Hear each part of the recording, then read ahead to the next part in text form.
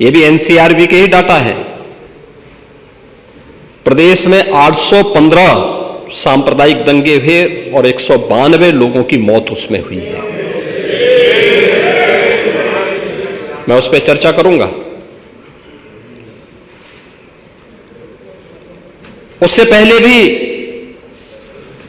2007 से 2011 के बीच 616 ऐसे सांप्रदायिक घटनाएं हुई हैं जिनमें 121 लोगों की मौत हुई थी। महोदय, जो बात यहां पर माननीय सदस्य शेख इकबाल महबूब ने संबल के बारे में लिखा, माननीय सदस्य कुंवर रघुराज प्रताप सिंह जी ने यह बात बहुत स्पष्ट की कि हम तथ्यों को छुपा करके कब तक जनता को गुमराह करेंगे। हर व्यक्ति जानता है कि माननीय न्यायालय के आदेश पे सर्वे का कार्य हो रहा था और सर्वे हो रहा था। दोस्तों, मैं आपसे पूछना चाहता हूं, आप पश्चिम में जाएंगे, पता नहीं आप कैसे हैं, आपके पूर्वज भी हो सकता है, और पश्चिम उत्तर प्रदेश के हमारे सभी लोग अपने सामान्य संबोधन में राम राम ही कहते हैं। तो जय श्री राम कहां से सांप्रदायिक संबोधन हो गया? कहां से सांप्रदायिक संबोधन हो गया? हमारे यहां हम जगते हैं, राम हे राम बोलते हैं, मिलते हैं, राम राम का संबोधन होता है, और अंतिम यात्रा में विदा करते हैं तब भी राम नाम सत्य है ही बोलते हैं। राम के बगैर तो हमारा कोई काम ही नहीं है। और अगर जय श्री राम किसी ने बोली दिया तो इसमें उत्तेजना का मतलब, ये नियत आप समझ सकते हैं उस नियत को। ये चढ़ाने वाला नहीं है, ये चढ़ाने वाला नहीं है, ये चढ़ाने वाला नहीं है। एक दूसरा, आपने कुंदरकी की जीत को वोट की लूट बताया। आप एक सदस्य का अपमान कर रहे हैं। आपके सदस्य की तो जमानत जब्त हो गई वहां पे। और क्या ये सच नहीं है? इस समय तो आज डिजिटल मीडिया का है। वहां का पठान, वहां का शेख सब कह रहे साहब हमारे पूर्वज तो हिंदू थे और आप भी, आपके पूर्वज भी हिंदू थे। क्या ये सच नहीं है? और क्या ये सच नहीं है कि देशी और विदेशी मुसलमानों की आपसी भिड़ंत है जो वर्षों की लड़ाई को लेकर के वहां चल रहा है? आप लोग सच पे पर्दा डालने का प्रयास कर रहे हैं, लेकिन एक चीज जरा नोट करना कि सूर्य को, चांद को और सत्य को बहुत देर तक छुपा कोई नहीं सकता है, और सत्य जरूर सामने आएगा। और उसी सत्य के बारे में कहा जा रहा है। नेता प्रतिपक्ष कह रहे थे कि वहां की स्थिति ऐसी है कि अगर मंदिर आ भी जाए, क्या मंदिर बन जाएगा? मैं कहता हूं, ये तो बाबरनामा भी कहता है कि हर मंदिर को तोड़ करके एक ढांचा खड़ा किया गया। आप तो एक श्रेष्ठ ब्राह्मण कुल में आपने जन्म लिया है। आप तो भारत के पुराणों की परंपरा पर विश्वास करते हैं। हमारा पुराण भी इस बात को कहता है कि भगवान विष्णु, श्री हरि विष्णु का 10वां अवतार संबल में ही होगा, उसी संबल में होगा।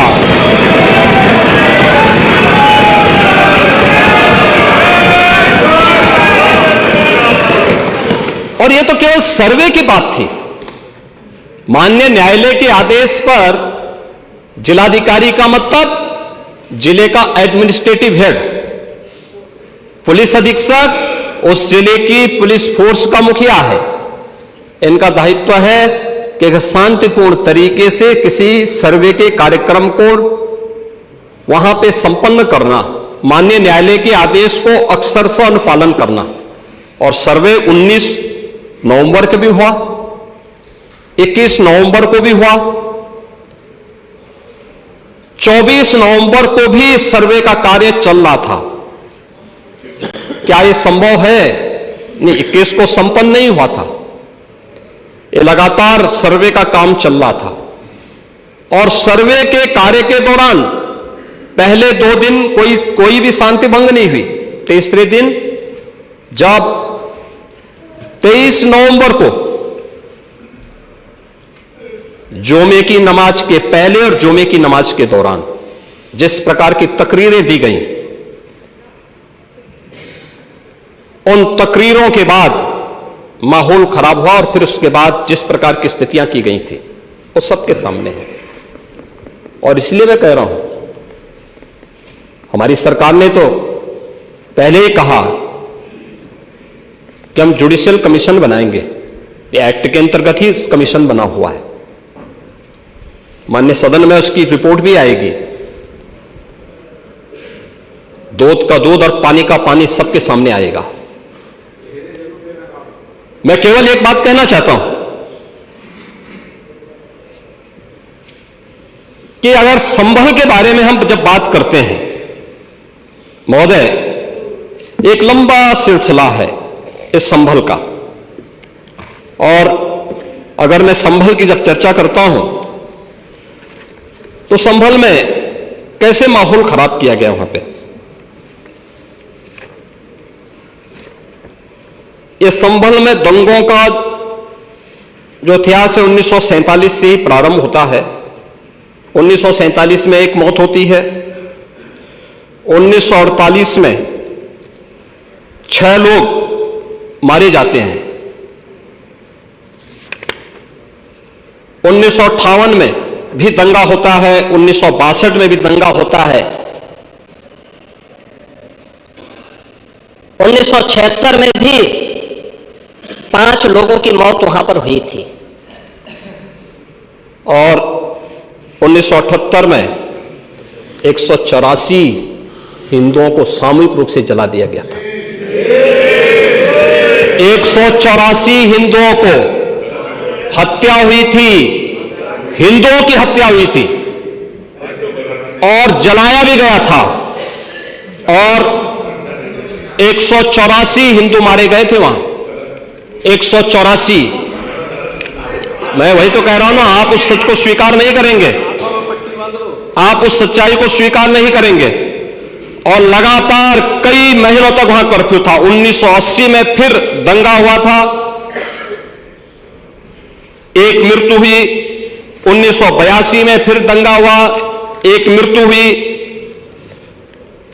1986 में 4 लोग मारे गए। और 1990 फिर 1992 में 5 मौतें हुई।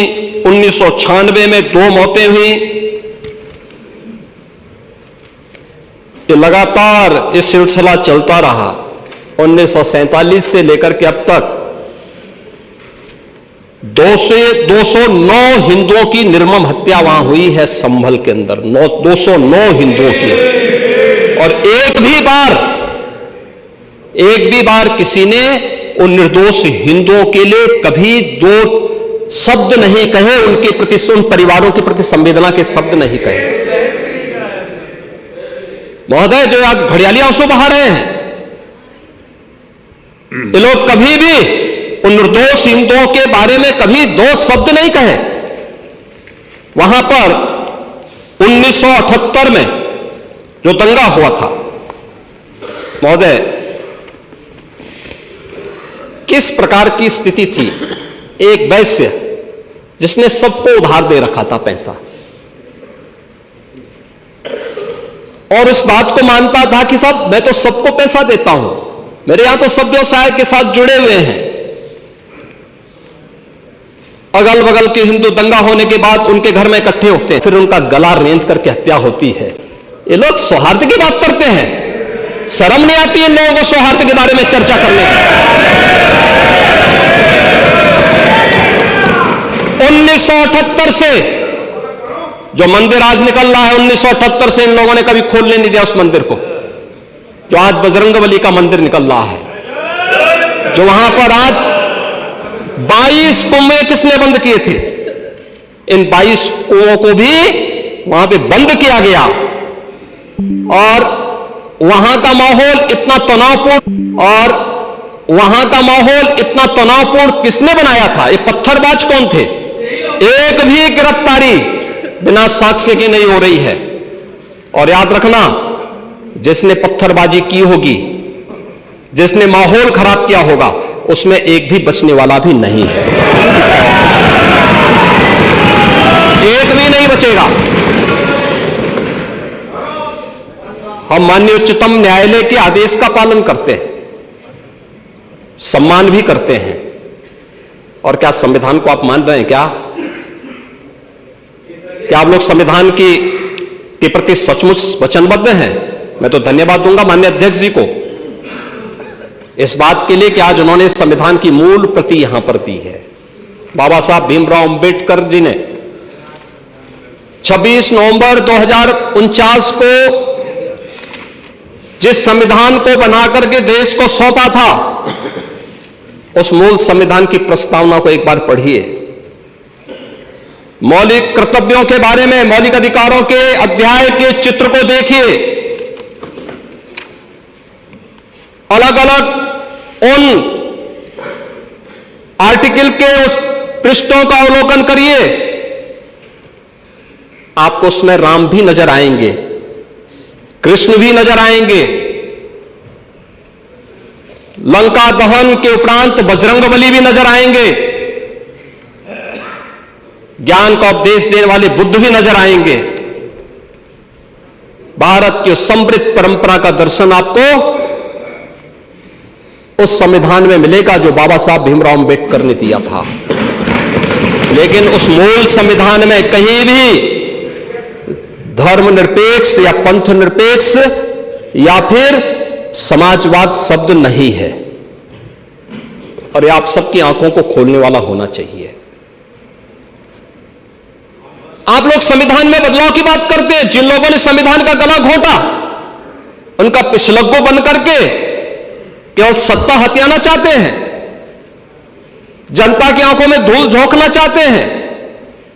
ये नहीं हो सकता, ये देश आपको नहीं करने देगा। और वह प्रति आपको दी गई है, आप उसका अवलोकन करिए। और मैं नेता विरोधी दल को इसलिए बोलना चाहता हूं, बुद्ध ने करुणा और मैत्री का संदेश उस कालखंड में दिया था जब विदेशी हमले होने शुरू हो गए थे। लेकिन उससे पहले राम ने कहा था, निस्सरहीन करो मही भुज उठाए प्रण कीन। उससे पहले भगवान कृष्ण ने भी कहा था, परित्राणाय साधूनाम विनाशाय च दुष्कृताम। और हम तो राम और कृष्ण को ही मानते हैं, बुद्ध पर विश्वास करते हैं, उन्हीं को आदर्श मान करके हम लोग कार्य करते हैं। शासन पद्धति एक भी इंच इधर उधर नहीं करते उसके बगैर। और इसीलिए मैं आपसे कहने के लिए आया हूं, संभल की घटना या कुंदरकी की जीत, जैसे ही आपके खटाखट की असलियत सामने आई, जनता ने कहा सपाचट।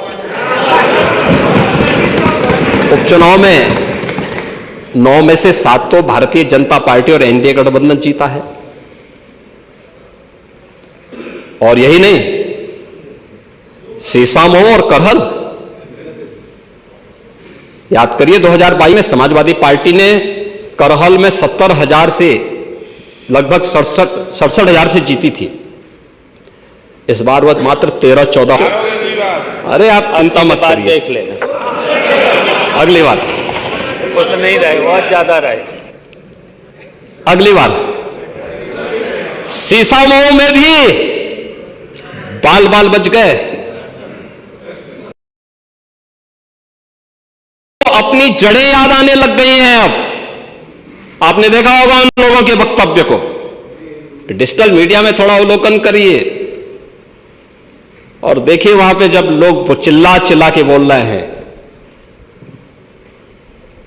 कि इन विदेशियों से पिंड छुड़ाना है, क्या बोल रहे हैं लोग, सबको अपनी जड़ें याद आने लग गई हैं। और मुझे लगता है जिस दिन इकबाल महबूब जी को भी अपनी जड़ें याद आएंगी, वह भी फिर यही बात बोलेंगे जो इधर के मान्य सदस्य कह रहे हैं। महोदय, मैं उनसे कहूंगा, बाबरनामा का जरूर, वो नहीं जानते। बाबरनामा को जरूर पढ़ें।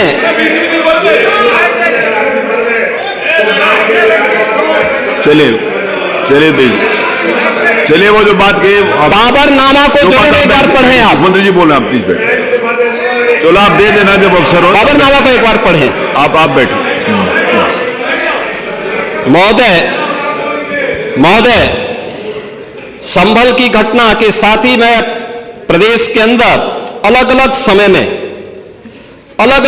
में जो दंगे अलग अलग समय में हुए हैं, 1972 में आगरा में दंगा हुआ, 19 लोग मरे थे। आजमगढ़ में 1972 में दंगा हुआ, 3 लोग मरे थे। बहराइच में 1973 में दंगा हुआ, 1 व्यक्ति की मौत हुई थी। गोंडा में 1973 में दंगा हुआ, 1 व्यक्ति की मौत हुई। प्रयागराज में 1973 में एक दंगा हुआ, 2 लोगों की मौत हुई। मेरठ में 1973 में दंगा हुआ, 8 लोगों की मौत हुई। आगरा में फिर 1974 में दंगा हुआ, 1 व्यक्ति की मौत हुई। पीलीभीत में 1974 में दंगा हुआ, 3 लोगों की मौत हुई। कानपुर में 1975 में दंगा हुआ, 2 लोगों की मौत हुई। मुरादाबाद में 1976 में दंगा हुआ, 3 लोगों की मौत हुई। बहराइच में 1976 में फिर दंगा हुआ, 3 लोगों की मौत हुई। बुलंदशहर में 1977 में दंगा हुआ, 2 लोगों की मौत हुई।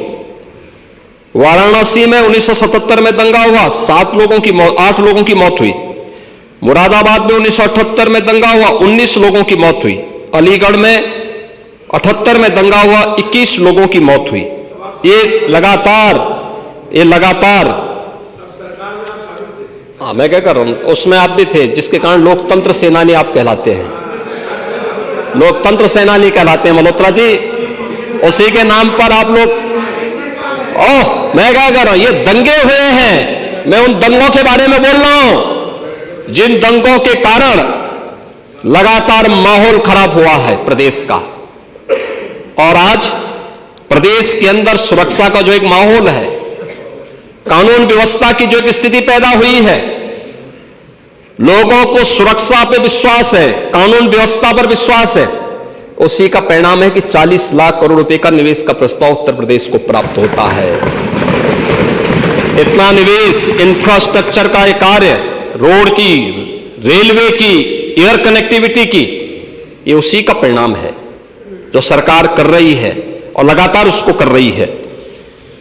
महोदय, मैं केवल ये कहना चाहूंगा कि आखिर मैं नेता विरोधी दल से ये पूछना चाहता हूं कि अगर हमारा कोई पर्व और त्योहार है या किसी का भी है,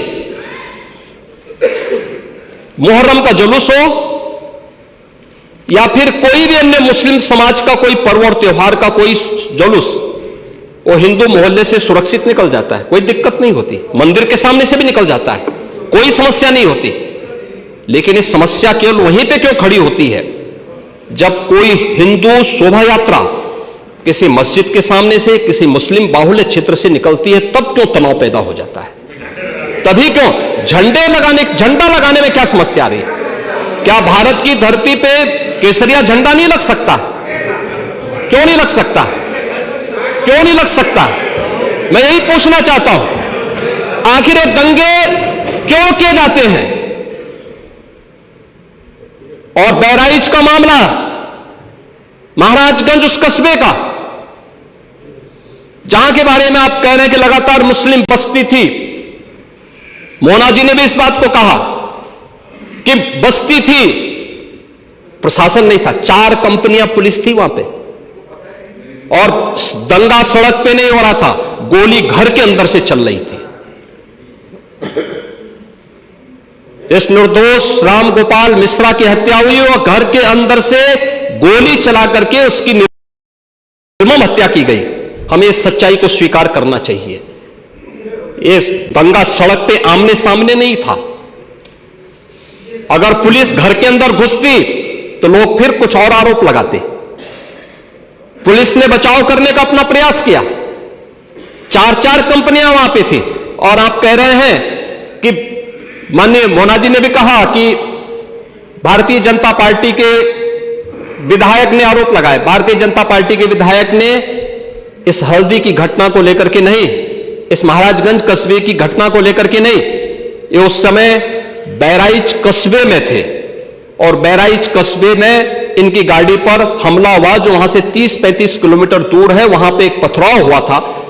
मैंने भी इनको कहा था, मैंने कहा देखो तुम्हारे उस क्षेत्र में दंगा हुआ है, तुम वहां तत्काल जाओ, लोगों को कंट्रोल करो। लेकिन उसको कैसे तोड़ मरोड़ करके प्रस्तुत किया जा रहा है। इन्होंने जो तहरीर दी वो दूसरे मामले में दी है, उसका इस घटना से कोई लेना देना नहीं, लेकिन उसको किस तरीके से जोड़ करके देखा जा रहा है। एक जिले में दूरी होती है, इसमें बहराइच से आपको भी वहां जाने में समय लगा होगा और उस दूरी को आपने देखा होगा, तो ये उतनी ही दूरी है। उस घटना को उससे नहीं जोड़ के देखा जा सकता है। लेकिन मैं पूछना चाहता हूं कि हिंदू मोहल्ले से और हिंदू मंदिर के सामने से मुस्लिम जुलूस निकल सकता है, तो मुस्लिम मोहल्ले और मस्जिद के सामने से कोई हिंदू शोभा यात्रा क्यों नहीं निकल सकती? क्यों नहीं निकल सकती? और यहीं पे विवाद शुरू होता है। यानी आप चाहते हैं कि आपके पर्व और त्योहार तो शांतिपूर्ण तरीके से मनाए जाए। कौन नहीं कहता भी? आपके संबल में थे शिया सुन्नी का भी विवाद हुआ था। 1976 में पूरा विवाद तो शिया सुन्नी का था। उस समय जामा मस्जिद के कब्जे को लेकर के इसी बात का विवाद था। आप इस सच को धूल मत डालिए उस सच पे। और लखनऊ का शिया सुन्नी विवाद ये भारतीय जनता पार्टी की सरकार के समय ही समाप्त हुआ है। आप लोग तो लड़ाते थे, यहां पे शिया और सुन्नी को भी लड़ाते थे, क्योंकि आपकी तो शुरू से ही राजनीति थी बांटने की और फिर कटवाने की। और इसलिए हमने कहा कि न बटेंगे और न कटेंगे, हम न बटेंगे और न कटेंगे। मुझे आश्चर्य होता है, अपने को शिक्षक कहते हैं श्री संग्राम सिंह यादव। हाँ, सच को स्वीकार करने की सामर्थ्य नहीं, इसलिए चले गए। आप देखें, एक दोहरे चरित्र के व्यक्ति के द्वारा जो अपनी कुछ पंक्तियां पहले लिखी गई हैं और बाद में उसका चरित्र कैसे बदला है। मोहम्मद अल्लामा इकबाल के बारे में वही कहते हैं, यानी जो पहले कहते थे उन्होंने क्या बात कही थी बाद में।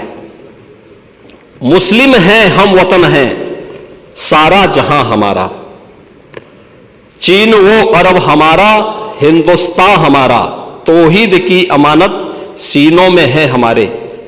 दुनिया के बुत कंदों में पहले वह घर खुदा का, तेगों के साये में हम पलकर जमा हुए हैं। मकरीब की वादियों में गूंजी अजा हमारी, बातिल में दबने वाले हे आसमां नहीं हम, हे गुलस्ताए अब्दुल्लस वो दिन है याद तुझको। ये मौज ये दजला तू भी पहचानती है हमको। ये अर्ज ये पाग तेरी हुर्मत पे कट मरे हम। सालार ये कार्रवाई है मीर ये हिजाज अपना। इकबाल का तराना बाग ये दरा है गोया। मुस्लिम है हम, वतन है सारा जहां हमारा। अब आप मुझे बताओ, क्या इकबाल को आप अपना आदर्श मानते हैं? क्या इस इकबाल को मानेंगे? क्या वो अपने को पेशे से शिक्षक कहते हैं। ऐसे शिक्षक छात्रों को पढ़ाएंगे तो दुर्गति कराएंगे ही कराएंगे। यानी इकबाल की एक कविता को यहां पे पढ़ करके और वास्तविक सच से आप धूल डाल करके उसको छुपा नहीं सकते हैं। और मैं इसीलिए कहना चाहूंगा कि महोदय, प्रशासन ने पूरी कार्रवाई की है और लगातार हमारे संज्ञान में सारी बातें हैं। एक एक बात पर सरकार नजर रख रही है। 25 करोड़ की आबादी का प्रदेश है और 25 करोड़ की आबादी के प्रदेश में पिछले 7.5 वर्ष के दौरान सभी पर्व और त्योहार शांतिपूर्ण तरीके से संपन्न हुए हैं। सभी वीवीआईपी विजिट सकुशल संपन्न हुई हैं। अयोध्या में श्री राम जन्मभूमि पर भगवान राम के भव्य मंदिर के कार्यक्रम को भी, जिसको लेकर के आप बहुत बड़ा पहले प्रदेश के मन में भय पैदा करते थे, वह भी सकुशल संपन्न हुआ। आज प्रदेश में जब सर्वत्र सुरक्षा का एक बेहतरीन माहौल है और 2025 में जब उत्तर प्रदेश को एक गौरव प्राप्त होने जा रहा है कि दुनिया का सबसे बड़ा आध्यात्मिक और धार्मिक सामाजिक जो उत्सव हो, एक महापर्व है महाकुंभ प्रयागराज, जिसमें पूरी दुनिया का एक समागम होने वाला है, जब इसे आयोजित करने का अवसर प्राप्त हो रहा है, तब मैं विपक्ष के अपने साथियों से कहना चाहूंगा कि प्रदेश के माहौल को अपने वक्तव्यों से और अपने करतूतों से कृपया खराब न करें। प्रदेश आगे बढ़ना चाहता है, विकास के अपने लक्ष्यों को प्राप्त करना चाहता है, लेकिन मैं इस बात के लिए आश्वस्त करूंगा कि 25 करोड़ जनता को सुरक्षा देना, उनकी हर प्रकार से हिफाजत करना, ये प्रदेश सरकार की जिम्मेदारी है। लेकिन अराजकता, पत्थरबाजी और किसी भी इस प्रकार के आदेश के खिलाफ जो माननीय न्यायालय ने आदेश किया है, उसके बाद भी कोई कानून को अपने हाथों में लेकर के कानून को ठेंगा दिखाने का प्रयास करेगा, तो सरकार उससे सख्ती से निपटने का काम भी करेगी। और वही सख्ती वहां पर आवश्यक है जहां पर लोगों ने माहौल खराब करने का प्रयास किया है। एक भी निर्दोष नहीं जाएगा। जितने भी विजुअल्स होंगे, उसके वीडियो फुटेज है, गोली चलाते हुए, कट्टा लहराते हुए, तलाशी के दौरान पत्थरबाजी करते हुए, घरों के छतों के ऊपर जो पत्थर रखे गए हैं, ये सारी विजुअल्स हमारे पास हैं और उसके अनुरूप ही कार्रवाई होगी। हां, ये जरूर आश्वस्त करते हैं कोई निर्दोष के खिलाफ कोई कार्रवाई नहीं होने वाली, अब तक नहीं हुई है, आगे भी नहीं होगी। लेकिन कोई दोषी होगा उसको कोई बचा भी नहीं पाएगा। यह भी मैं इस सदन के माध्यम से पूरे प्रदेश के अंदर बहुत स्पष्टता के साथ कहना चाहूंगा कि सरकार की जीरो टॉलरेंस की नीति पहले दिन से है। अपराध और अपराधियों के प्रति, दंगों और दंगाइयों के प्रति वही जीरो टॉलरेंस की नीति के साथ सरकार कार्य करेगी। इन दोनों मामलों में राजनीति की बजाय हमें समग्रता की दृष्टि से देखना होगा। और समग्रता की दृष्टि से ये जो मैंने पहले माननीय नेता विरोधी दल को कहा कि आखिर ये कहां लिखा है संविधान में कि किसी मुस्लिम बाहुल्य क्षेत्र में हिंदू शोभा यात्रा नहीं निकल सकती, और जब आप रोकते हैं तभी हिंदू पक्ष से भी रिएक्शन आता है कि साहब हम भी नहीं जाने देंगे। मुझे आश्चर्य होता है इन बातों को लेकर के कि मस्जिद के सामने से नहीं निकलने देंगे। क्यों नहीं निकलने देंगे? ये सड़क क्या किसी की है क्या? ये सार्वजनिक मार्ग है, कैसे आप रोक सकते हैं? परंपरागत बहराइच में भी परंपरागत जुलूस था, परंपरागत जुलूस था, वही मैं कह रहा हूं, परंपरागत जुलूस था। और उसी परंपरागत जुलूस को आगे बढ़ाने के लिए सारे कार्यक्रम संपन्न हुए थे, आगे भी संपन्न होंगे। लेकिन ये चीजें तय करना, ये कहना कि उत्तेजक नारे लगाए जा रहे थे, जय श्री राम का नारा उत्तेजक नहीं है, ये हमारी श्रद्धा का नारा है, हमारी आस्था का प्रतीक है। कल मैं आपसे कहूंगा कि अल्लाह वो अकबर का जो स्लोगन है ये हमें अच्छा नहीं लगता, नहीं आपको हम रोकें तो क्या आपको अच्छा लगेगा?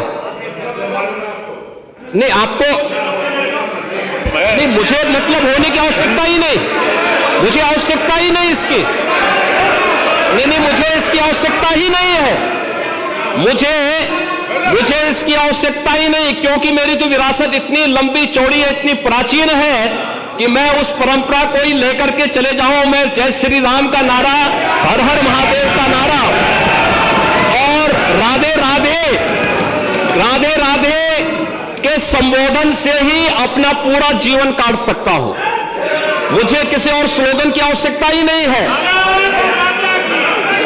मुझे मुझे मुझे मुझे कोई अन्य नारे की आवश्यकता ही नहीं है, कोई संबोधन की आवश्यकता नहीं। लेकिन मैं आपसे कहना चाहता हूं, कल कोई आपसे कहेगा, कोई हिंदू भी ये कहेगा कि साहब हमें भी परेशानी है, आप लोग मत बोलिए, क्या आपको अच्छा लगेगा? और कोई भजन गाया जा रहा है।